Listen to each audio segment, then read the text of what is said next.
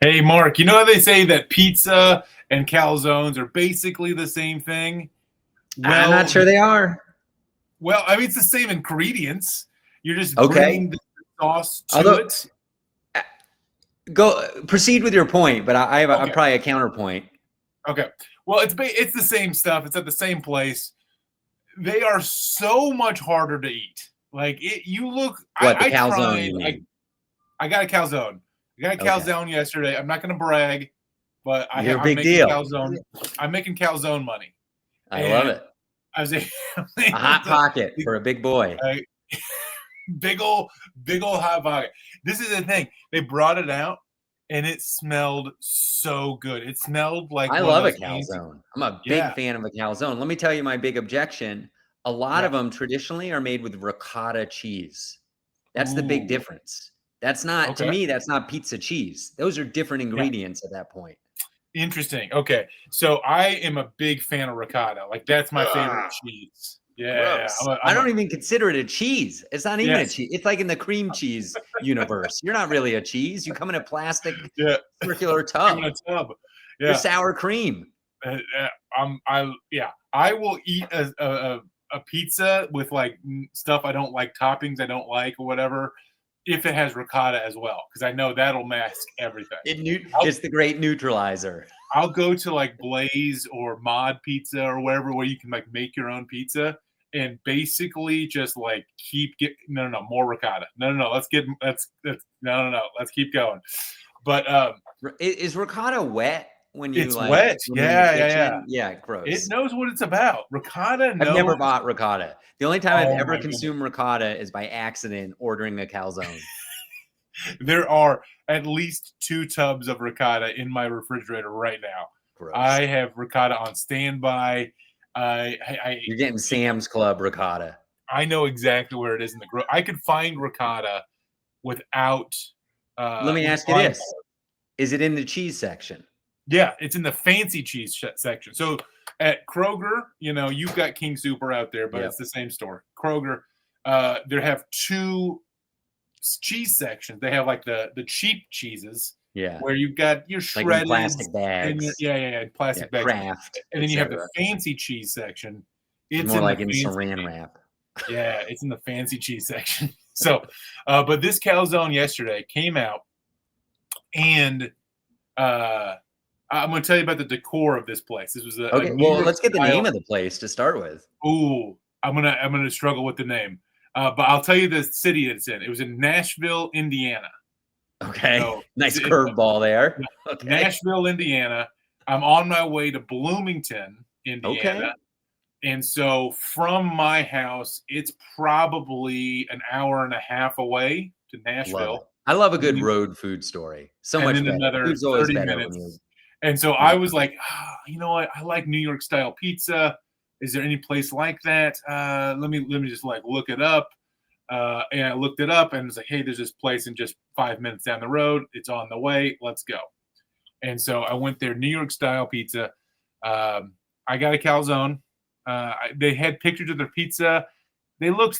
I like real thin pizza. I'm a thin pizza guy. I like the extremes. I like really thick pizza, like Chicago style, super thick, and like real thin. okay. Um, and so this one looked medium. Like the pictures of it look like medium, which is like Domino's and Papa Sure. John's, all that Yeah. medium side. I'm not into it. Okay. Anyway, so I went the calzone route. Brought out the calzone. It smelled like an Auntie Anne's pretzel. It smelled so good. Ooh, hello. Like A I little bit know. of butter. Yeah. It was just whoo. But then I'm now trying It to is eat this. hard to eat. Did you bring it to the car? No. I ate it there Oh, that's at the good. That's table. good. That would be a disaster. That would be a disaster. Yeah. You'd have a car accident. Yeah. And so at first I'm trying knife and fork. That's not really working. So the ingredients it was mozzarella, ricotta, and sausage was inside the calzone. And so Okay. I'm struggling with And the knife marinara. and fork. And then you take the marinara in a little cup. So like So it's none all on the the same. inside. It's not on the inside. Okay. So I'm thinking, I'm like, this is the exact same ingredients as a pizza, but It's just they're separated, and I have to like do a little bit of assembly. What do they call that in fancy cooking I language? think it's deconstructed. Deconstructed. Yeah, I was thinking of decomposed, which was not the right word. Different idea. Deconstructed. Yes. It was a lot. I mean, I'm cutting, and then I tried 4 or 5. Now let me ask you this: did they give you enough marinara?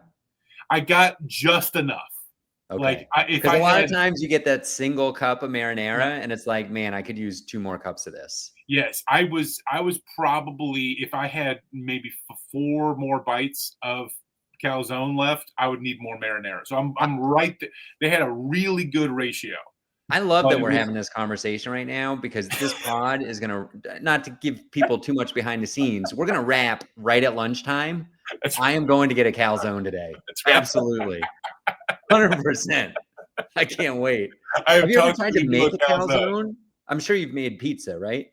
I've made a pizza at my house. I have made another kind. Well, my favorite thing that I've ever made, pizza related, would be a keto pizza.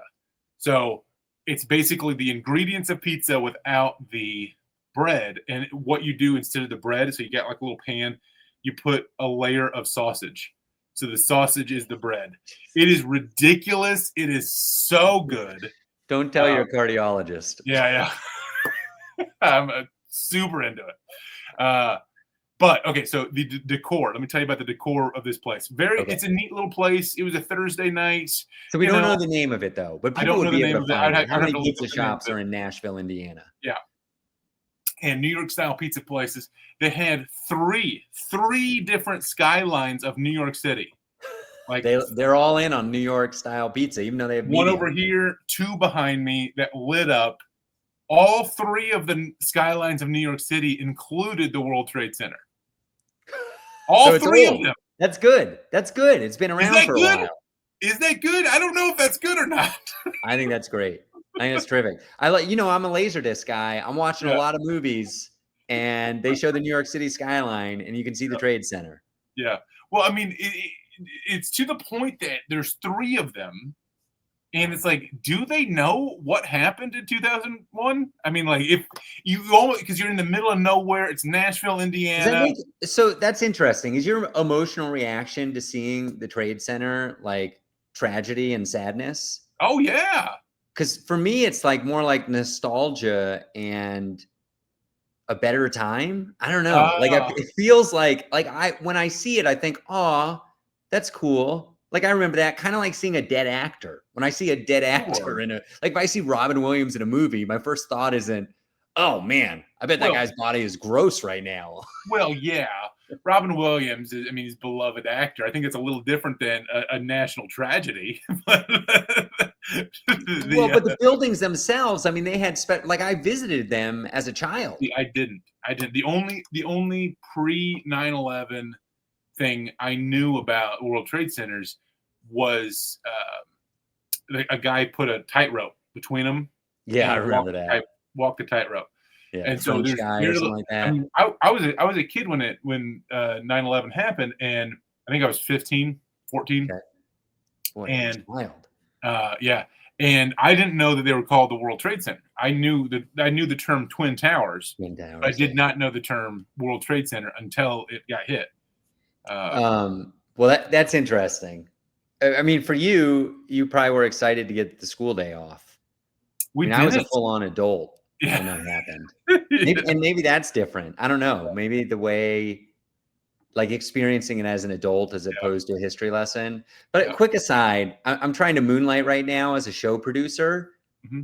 Nashville, Indiana must be an enormous place because there are a dozen pizza places. And I've been looking at pictures. I can't find a single skyline in New York City. Was it Brazzini, Big Woods? It was Brazzini. There's no. That's funny. They've scrubbed the internet of the pictures of the Trade Center. Interesting. I can show it. I took a picture. Yeah. No, I believe you. I've seen it. I've seen that kind of stuff. It's hilarious. Yeah. Not hilarious. Hilarious isn't the right word, but it's just like it's anachronistic. Would be the fancy word. It's like from a different time. Yeah. So Yeah. I think there was. I kind of vaguely remember this. Maybe somebody leaving So comments. I'm sitting there in my booth, and I take a picture, and that then is such a good pizza shop booth. That's a perfect place to get a calzone. Oh, okay. Now you didn't tell me it wasn't photorealistic. That's just that for anybody listening. It was just it's two colors. It's red background, black buildings, and Statue of Liberty. It's hard to make a memorable. Like it's hard to get somebody to know that's New York City without the Twin Towers. So yeah. Well, with the Statue of Liberty, if you manage that shop, would you paint over them? I mean. Anyway, you got to watch the YouTube, everybody. You got to tune in right about the 10.5-minute mark and look at that picture. Yeah. You could easily paint over those. In fact, that would be a hilarious, like, teenager aspiring hijacker move. Yeah. To go in and just paint over the Twin Towers. Yeah. They put a new tower there, right? It's like the Freedom Tower, I think. Yeah. It's huge. It's enormous with a pool in front of it. There's a tower there. And a big museum. That museum is incredible. It's one of the best museums in America. It's awesome. Awesome isn't really the right word, but it is. It's really a moving experience. I went to the Holocaust Museum in Jerusalem, DC, right? And I thought it was going to be ridiculous. I'm like, there's no way I can go through this. But it was very interesting and very somber, but also it wasn't like awful. I mean, it was a great experience. I was afraid you were going to say it was also kind of funny. No, it wasn't funny. The way you were setting up that contrast, I was like, "Oh, please, Jake, don't go there." Wasn't funny, but okay. I was scared to go to the Holocaust Museum. I was like, I can see that. I think I've been in DC and had a choice and chose not to because I just thought it wouldn't be fun, which obviously it's not going to be like a roller coaster ride, like an amusement park, but it was, sometimes I do that with movies too. Sometimes I'll see a movie, I know it's going to be sad and I'm like, that's not really the mood I'm in. But sometimes you do it anyways. And there's redeeming qualities to it. You learn something, you're moved. It's you get an emotional reaction. Let me tell you one more piece about this calzone. Yeah, we're doing the whole 90 minutes. It's all calzone. It's calzone related day. It's in my head I'm thinking I might try and cook a calzone someday, bake a calzone. That would be very difficult. I think I'm surprised I didn't try that over the pandemic. I mean, I did make empanadas over the pandemic, which is pretty close. Wow. That is very meat close. Pockets. I made the dough from scratch. Yeah. They were okay. Not enough through all that trouble. It's always disappointing when you go through a lot of trouble to make something at home. And I don't bake that much or cook that much, but I'll make things like out of leather, or I'll make things like I made physical objects a lot, and like I spent a lot of time on the materials and on the time, and on the buying the equipment, and this thing sucks. This is just not worth it. Because you have to get good at making stuff. I mean, my best way to relate to that is, boy, I've been on stage a few times and had that same feeling. Anyway, so I'm leaving the I'm signing the bill for the calzone. I'm leaving the calzone place, and the kid behind the counter who must have cooked it, and the waitress are right there. And you cook or bake a calzone? He says to me, you're, I don't know. He says, you're so tall. You're so tall. How tall are you? And I have learned to just say the number and move on with my life, because I get that all the time. Right. Yeah. So I say 6'8". And he says, oh man, he's just the biggest. He's such a big guy. And the waitress is like, he's been in here before. You've already asked him that. And I'm like, I've never been here before. I've never been to this place before. I don't know what you're talking about. I'm on my way to Bloomington. And the kid behind the counter says, what are you doing in Bloomington? I'm like, oh, I'm doing comedy. I'm a comedian. You should have said, I'm going to the carnival. I'm going. Comedy, go to the comedian. Their big man died. Yeah. I'm a villain. I'm a sideshow. Yeah. But so I said I'm going to be a comedy, and he says this: "Tell me a joke." Oh, So I had a response that I was relatively proud of. I don't think he was clever enough to understand that I was joking. Okay. But so if he doesn't understand I was joking, I came off like a complete jerk. Okay. And so my response, he always says, "Tell me a joke." And I said, "Not for free." Which I think, okay, hey, it's something, you know. Something. And I think he thought, "Oh, this guy's such a jerk." Yeah. He did not enjoy that. So yeah, that's tough when people ask you to tell you a joke. yeah, I've heard from festivals. There's a panel discussion about it one time. When people ask you to tell you a joke, what do you do? Now, there's a book, I think it's probably like right over there, Steven Rosenberg, who Mastering Stand-Up. I read that my first couple of months. Fun book. He emailed me. I emailed him and emailed me back. Yeah. He says, when someone asks you to tell you a joke, just say no. No, I'm not going to. Yeah. Because it's not the right environment. It's not the way that things are set up. It's never, ever going to work.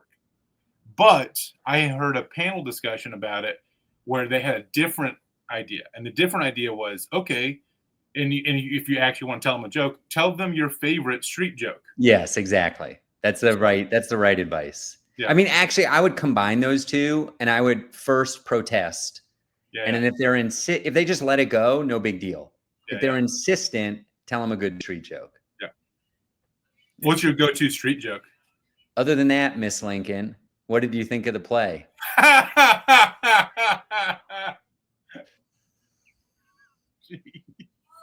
And you'd be surprised how many people don't get it. Because it's like, I mean, I didn't write it. It's a great joke. It's unbelievable. Yeah. But people just, I don't know. Like as a comedian, we get it right away because we're always thinking about jokes and how they're structured.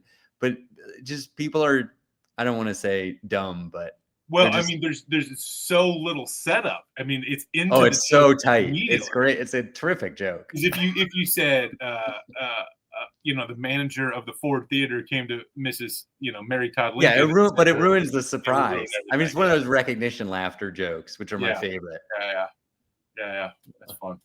So good. I'll tell you mine. Mine's a little longer. Mine's a Norm Macdonald joke.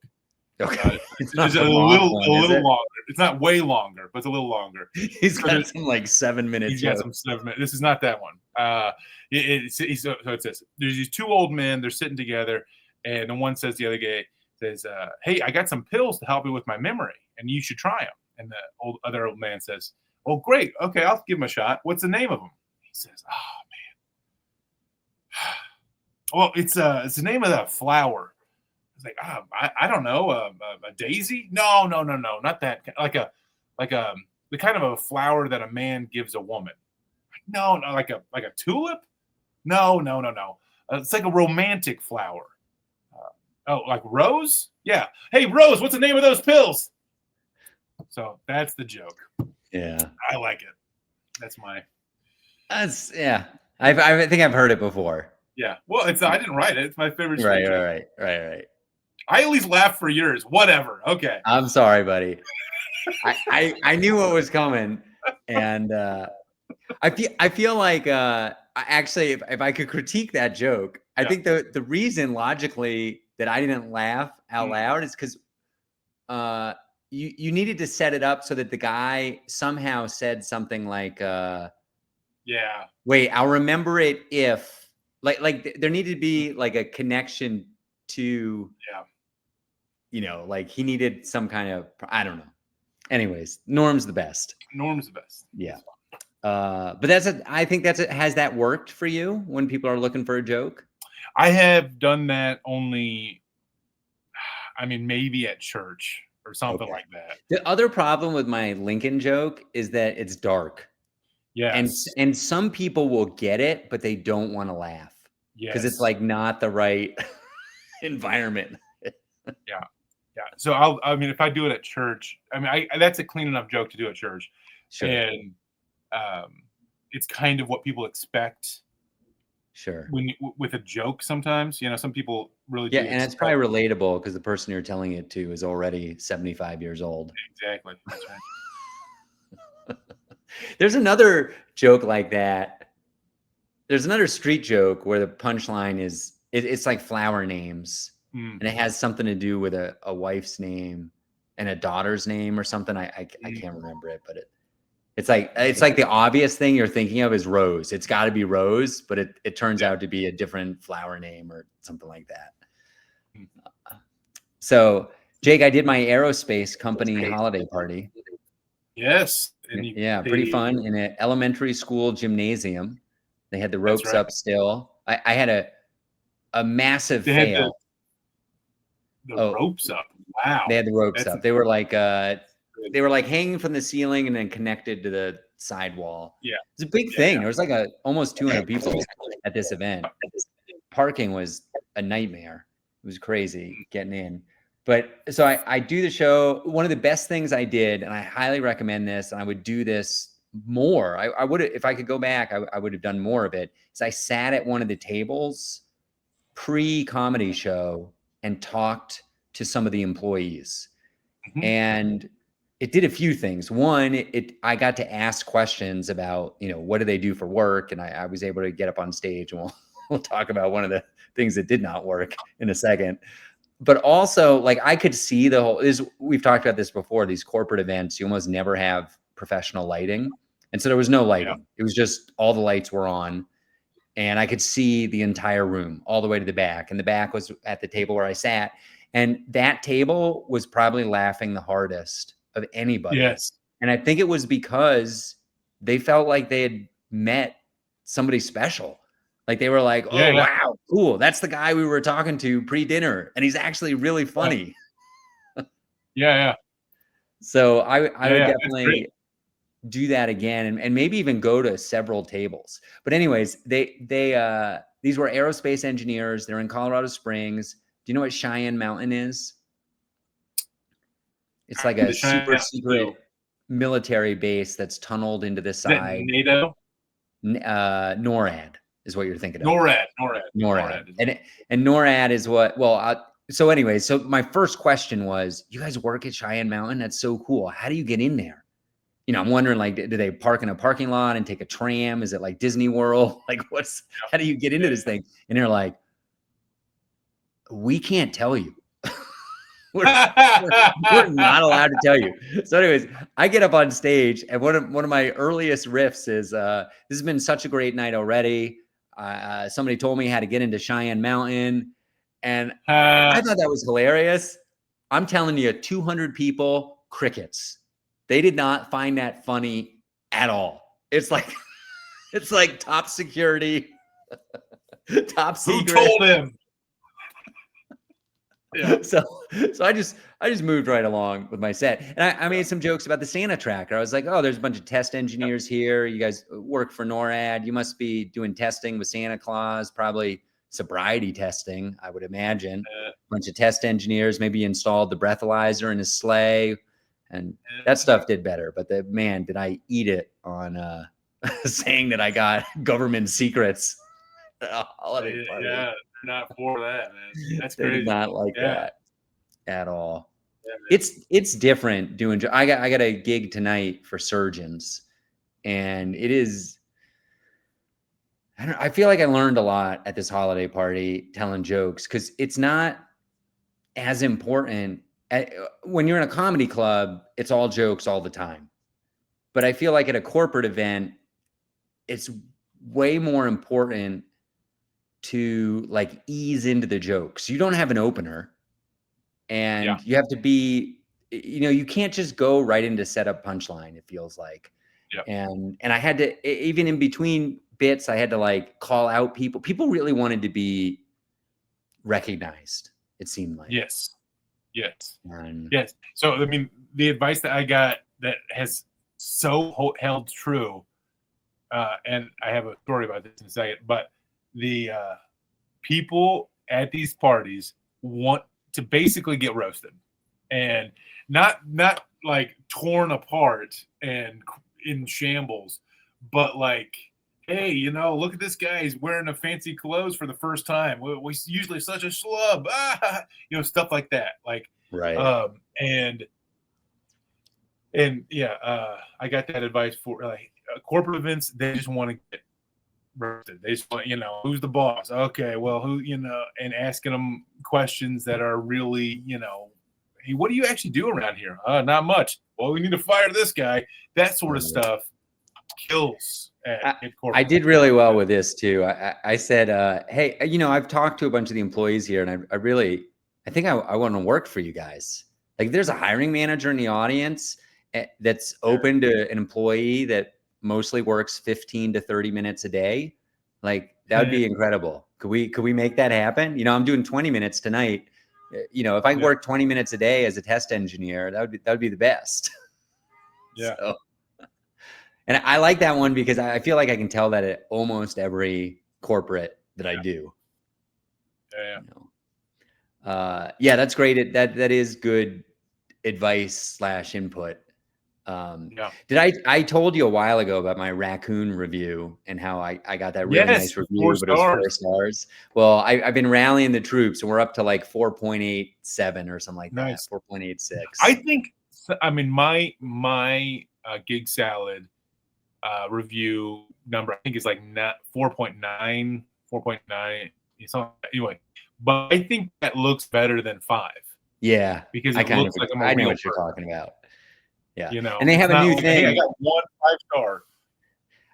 I'm a top performer. I'm sure you are too on there. And starting next year, you have to have at least 4.8 stars. They're raising the minimum to maintain your top performer status. So let me double check. I have good. I wasn't lying about that. 4.92. Okay, I'm good. Nice. You're good. I'm good. So what else can I tell you about this? So the aerospace company, they had good food. It was in an elementary school. That was different. And I told you already about booking the Don't Tell that I did immediately after. So I went downstairs, same building. Incredible luck. Super fun. It was what a fun, I need more gigs like that. That gig, I did not care. We've said on the Patreon how much money I made up in the elementary school. It was a lot of money. And honestly, I didn't know if I was getting paid at the Don't Tell. And at this point, it's been long enough that I don't think, I think they're not paying me. Like, it was just like a guest spot. And I treated it like I didn't really care. I'd already made my money. The thing I was nervous about that night was performing for 200 people in a corporate environment, and they're aerospace engineers, and it went great. It was awesome. And I had a great time. And now I'm like playing with house money. So I'm down in this sold out Don't Tell show, middle of the show. It's a sweet spot. I get to leave early because it's a long drive back to Denver. I didn't tell any jokes for the first probably 4 minutes of a 10-minute set. And then I did jokes for like the last 6 minutes. And I had so much fun. And I really like driving back to Denver. I was reflecting on that set. Like, man, I need to be looser sometimes on stage. I need to be less prescribed. Like, they had a great time, and they thought I was a great comedian, even though like you say, sometimes you got to write the stuff down on paper. And if it's not funny on paper, then it doesn't count or whatever. I'm kind of exaggerating your philosophy, but it was fun to be loose in that environment. Okay, so you did something very interesting just now. You did that for the first 4 minutes. You did not tell jokes. Did they laugh in those first 4 minutes? Yeah, they were laughing. Okay. Like, I mean, here, I'll give you an example. The place was called Axe and Oak, and right off the stage, there were some axes on the wall. And so I'll just do the bit for you. I was like, man, this is a crazy place. Check out these axes. And if you look around over there, they got canoe paddles. Over there, they got, I can't remember what the third thing was, but then the fourth thing were ski poles. I got all these. It's like, what are we in a game of Clue? What's happening here? Am I going to get impaled by a ski pole later? Yeah. So it was a lot, and also the lights were flickering all night, and so I was making jokes about it's haunted by the janitor who put together this. And in reality, I'd gone and asked the bartender what room that was in the school originally. It was like the side room to this whiskey distillery or whatever. And it turns out it wasn't anything. It was actually outdoors originally. And when they did the conversion of the elementary school, they boxed it in. And so I told that on stage, and I said, let me tell you something. If this is new construction, those electricians need to be fired. This is like the worst wiring I've ever run into. I think this place might catch on fire while we're in here. So I was doing stuff like that. I was just goofing around. I was talking about the aerospace gig upstairs. And when I say no jokes, what I mean is no pre-written material. Yeah. That's interesting though. Because I mean, at first I'm like, oh, I just told them about my life story, which I have seen comics do. Dude, I have totally seen them do this, where like a comedian I really like, I really respect, I'm working with again soon. I hope to work with a lot more in the future. I enjoy the man, Jeff Allen, very funny guy. He does this thing where he will be extremely funny for 40 minutes and then just slam on the brakes and be very serious for like close to 10. And then he comes back and he's fun, but it is funny again. It is shocking the first time. Let me ask some question about that. Do you think he's doing that to deliver a message to his audience? Like he's trying to get some kind of information out there? Like, is it a like political topic that he's passionate about? I mean, it's religious. It's a spiritual idea. Yeah. It's also leads into his well, that was my second question was going to be like, was there a comedic value to it? Meaning like, is he building up a bunch of tension and then he dispels the tension at some point? Not really. He builds up a bunch of tension. It's more a message. It's more a message. It's more a I mean, he quotes the Bible a couple of times. It's a little bit it's a little autobiographical, it's a little testimonial, but he also is like, hey, I wrote, it's basically a merch pitch about his book. But it is very interesting. Huh. I mean, I'm not familiar with the guy, but it sounds like he's very successful. It could be a very savvy business move as well. I've seen him sell a ton of books. I think it's all coming from a very genuine place. Mm-hmm. Like, hey, I've got this, and he's I don't know how many, at least 30-year pro. I mean, maybe 40-year pro. He is, they're making last I heard is, I want to say it was Netflix. It might, I don't know. I'm not going to quote the network, but a network is making a sitcom based on his life, and the star, like playing the young version of him, is John Crist. So it's like, wow, okay, so we get this interesting thing. Yeah, that I heard that whether that came to actual, in reality, who knows? But yeah, the only thing I've seen like that is there's a Denver comedian, Zach Moss, and sometimes he'll, for just like 2 minutes towards the end of like an hour set, he'll mention, and I don't even know the organization, but some kind of nonprofit that does do-gooder stuff. And it's like, it's kind of cool. He's got a platform and he's using it for good. It's not definitely comedy, but I think it does endear yourself to the audience a little bit. Like he's passionate about it.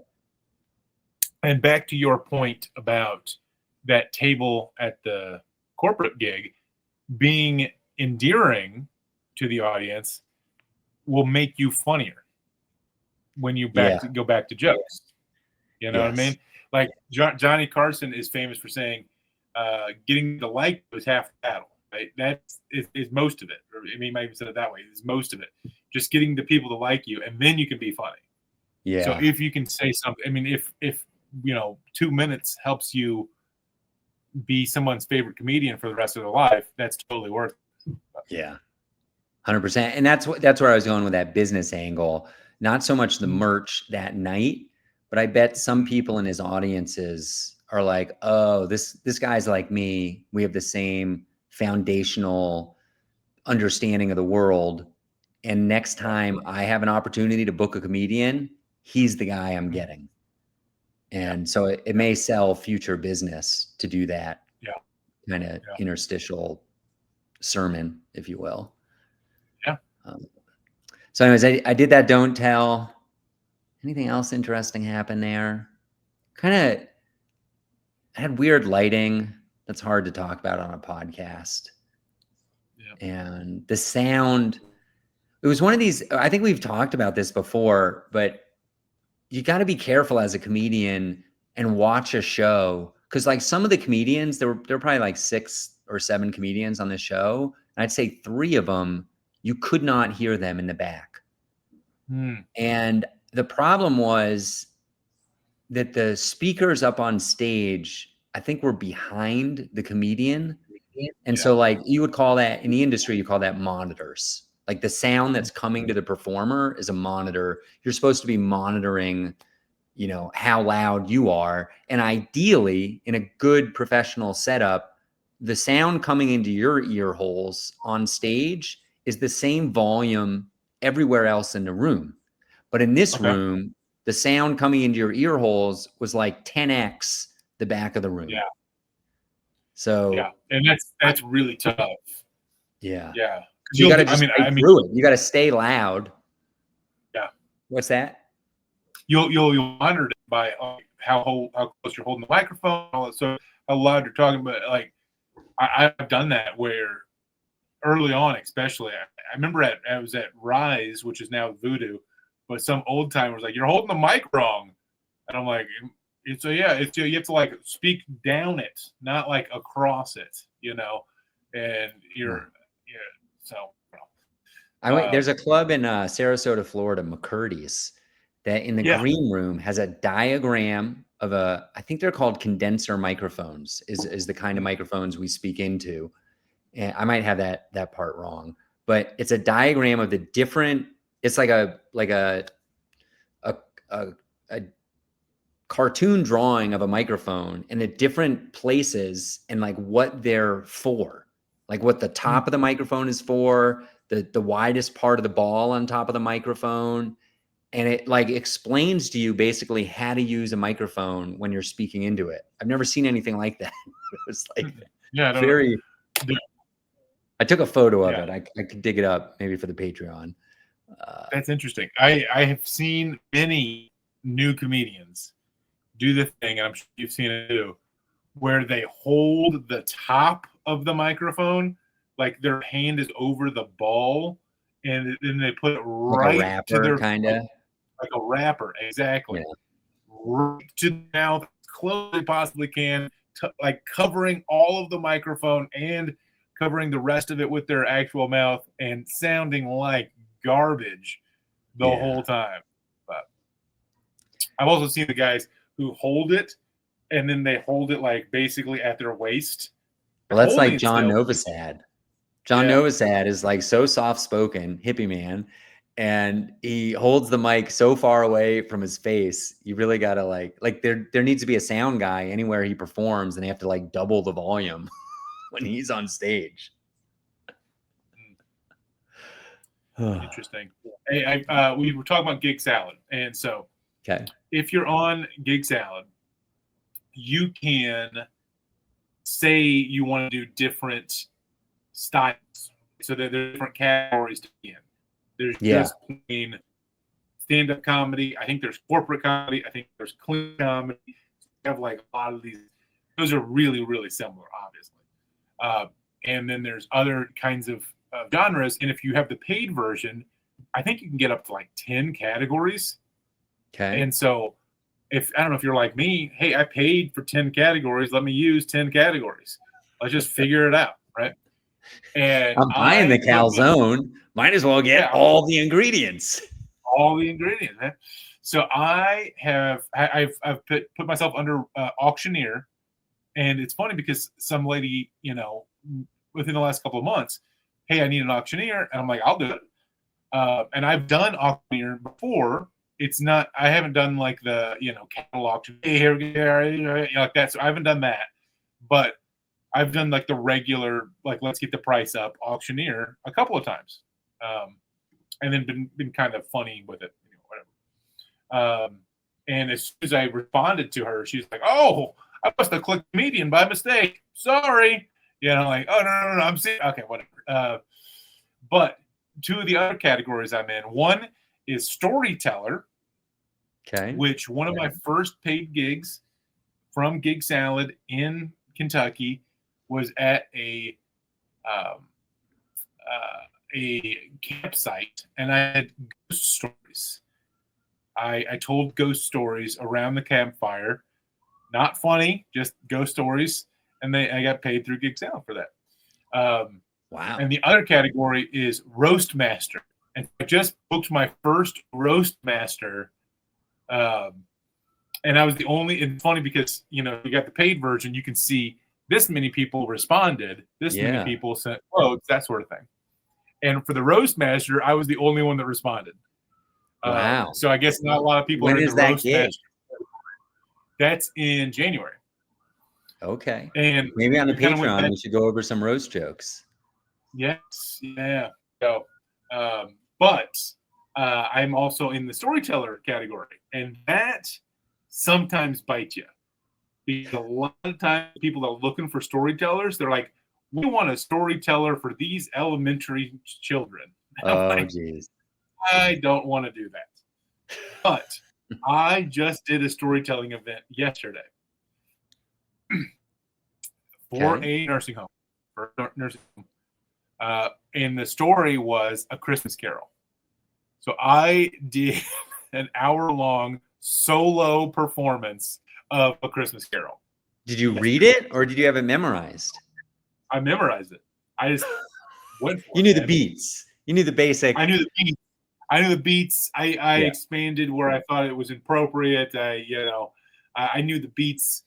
So I prepared for this by listening to a 1939 recording that Orson Welles produced of A Christmas Carol that Campbell Soup was the sponsor for, the 1939 video play.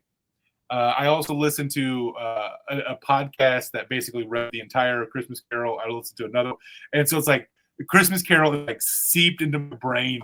I got all this Christmas Carol, stuff. But I did not know the Christmas Carol until probably Wednesday.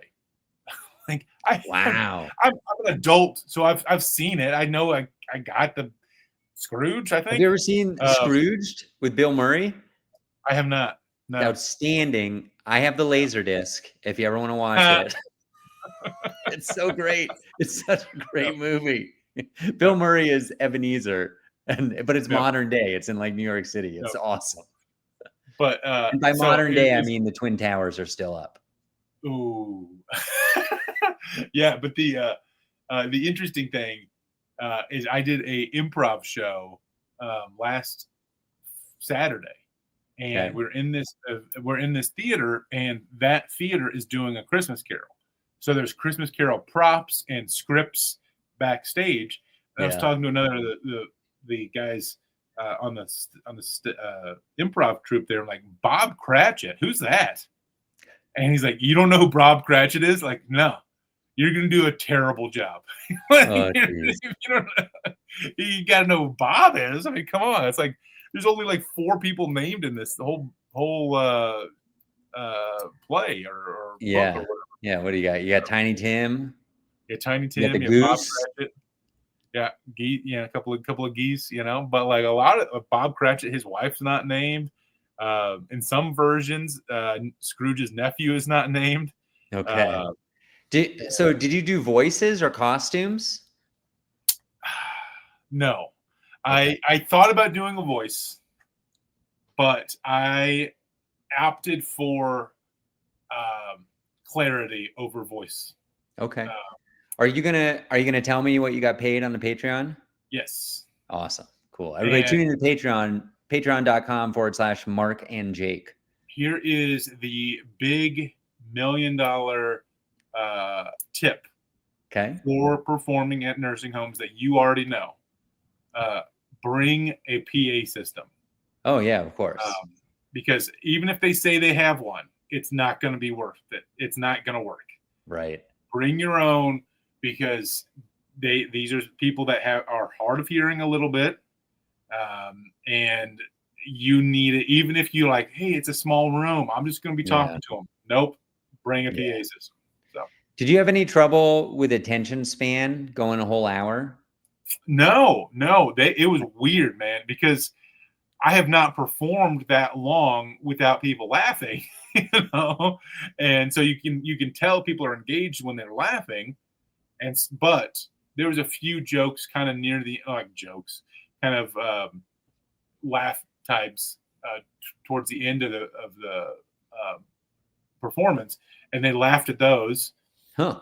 But I'm looking out at the audience, man, and they are just like glued to it. Yeah. I mean, it's a compelling story. I didn't write the story, so right. Yeah, it is a great story. You see it everywhere. I watched a movie on Netflix last night, and I was like, "This is really just a Christmas Carol." Yeah. It was the new Jay Allen or Jay. It's Adam Sandler and George Clooney. Just came out. That's fat. Can you tell any of the jokes that was in there? Yeah. Well, I can do one. This is where they laughed. Okay. His nephew, Scrooge's nephew, Fred. This is the ghost of Christmas Present. Takes Scrooge to the nephew's house, and the nephew is with his wife and a couple other people, and they're playing 20 questions. And he says, "I'm thinking of an animal." Like, "Oh, is it a ferocious animal?" "Yes." "Is it a mean-spirited animal?" Oh, "Yes." yeah, I know this. This is a great one. Is it a lion?" "No." "Is it a bear?" "No." "Is it a crocodile?" "No." And they say, "I got it. It's your Uncle Scrooge." "Yeah." Hey. If you said when we ask, "Is it a bear?" you should have said yes, because that's the closest that Mr. Scrooge is to a bear. That's the joke. And of course, Ebenezer is like completely beside himself. Yeah. Oh, that's brutal. What great writing. Charles Dickens. Yeah. What a genius. Oh man. Yeah, it's Christmas time. Look at this fun little background we got. Merry Christmas, everybody. I got a story, a little Christmas present for me, something I've been waiting 8 years for. On Monday of this week, I got a text message from the new talent coordinator at Comedy Works. Said, "Are you available to host New Talent Night tomorrow?" And isn't that great? So on Tuesday, I hosted New Talent Night here for the YouTube viewers. Here's it's going into the Mark Masters Museum. You can see oh, wow. Host or MC Mark Masters right up at the top. Right. 25 comedians I had to manage. So much harder. I'm gonna talk a lot about it in the Patreon. I'll share some secrets in there, but generally, I just wanted to just express my gratitude, and I'm just thrilled. I'm so excited about it. It was really fun to be a part of it, and boy, was it a lot of work. It's a 2-hour show, 25 comedians. You're up on average 3 minutes. You're on stage or off stage. You're on stage or off stage. You're constantly talking to that audience. And I will admit, it was harder than I expected. I host 75 shows a year. I feel like I can host in my sleep pretty much.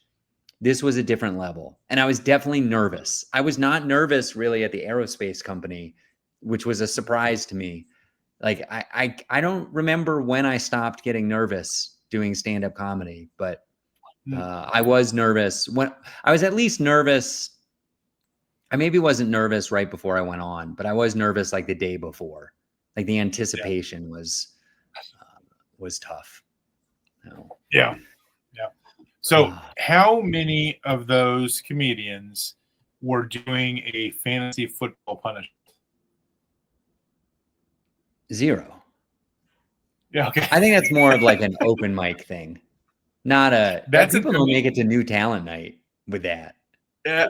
I don't think they would, but it's at a comedy club, and it's a relatively open mic. It's not an open mic straight, but I was at the Comedy Attic, and on their open mic that you have to be booked months in advance sometimes.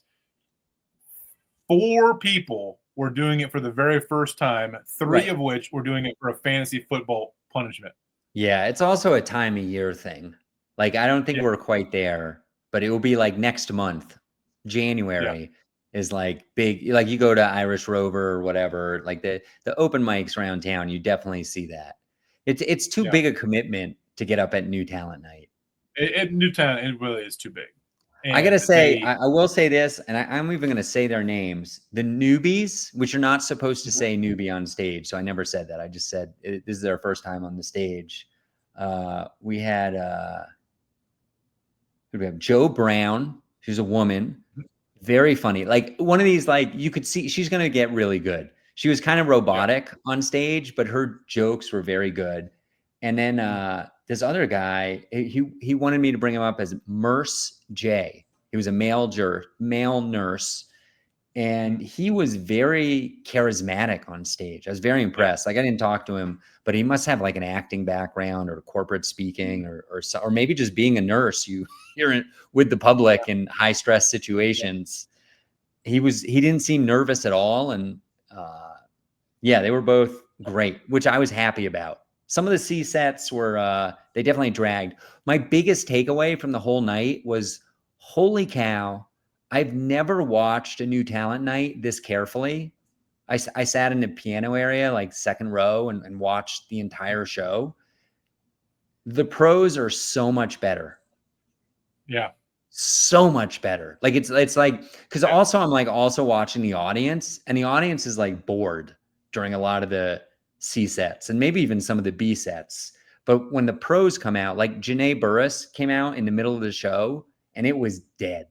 It was like the comic before had just tanked. And who was that? Tune into the Patreon. I'm not going to throw them under the bus. Well, I am looking right at their name. And probably if you rewound the thing, you could look at the order and look at who was before Janae. So get on the YouTube, everybody, and click that subscribe. Anyways, Janae crushed so hard. And I don't just mean crushed hard. The relative difference between the way the stage was left from the comic before her to the way the stage was left when she left the stage, it was like black and white to color. It was really unbelievable to see that. It was really. Did you stick around to give any feedback to anybody or to hear? Did I give feedback? Yeah. No, although I did take notes on everybody. If anybody on this list wants any feedback, I'd be happy to give you some. And I did talk to both the newbies and just congratulated them and said, that you did really well. That was great.